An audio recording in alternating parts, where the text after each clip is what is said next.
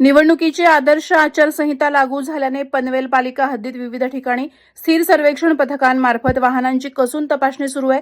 याच दरम्यान मंगळवार दिनांक 6 जानेवारीच्या पहाटे कामोठे परिसरात ग्रँड विटारा या आलिशान कारची तपासणी करताना तब्बल 17 लाख रुपयांची रोकड पथकाच्या हाती लागली. निवडणूक काळात 10 लाखांपेक्षा अधिक रोकड सोबत बाळगण्यास मनाई असल्यानं ही रक्कम तात्काळ जप्त करण्यात आली. सद्यस्थितीत ही जप्त रोकड महापालिकेच्या मुख्य लेखाधिकारी मंगेश तावडे यांच्या मार्गदर्शनाखाली ट्रेझरीमध्ये सुरक्षित ठेवण्यात आली. संबंधितांकडून योग्य कारण सादर न झाल्यास ही रक्कम शासन दरबारी जमा केली जाणार आहे.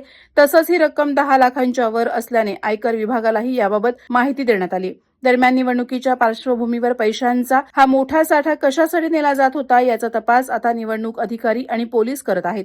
या प्रकरणाची सखोल चौकशी करून समाधानकारक कारण आढळल्यास संबंधित रक्कम संबंधित व्यक्तीस परत दिली जाईल अशी माहिती आचारसंहिता प्रमुख महेश कुमार मेघमाळे यांनी दिली. निवडणूक काळात अवैध रोकड आणि दारूवर कठोर कारवाई सुरूच राहणार असल्याचं प्रशासनानं सांगितलंय.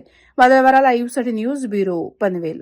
नवी मुंबई व रायगड जिल्ह्यातील ताज्या बातम्या आणि घडामोडींसाठी सबस्क्राईब करा वादळवारा लाईव्ह चॅनल आणि दाबा बेल आयकॉन.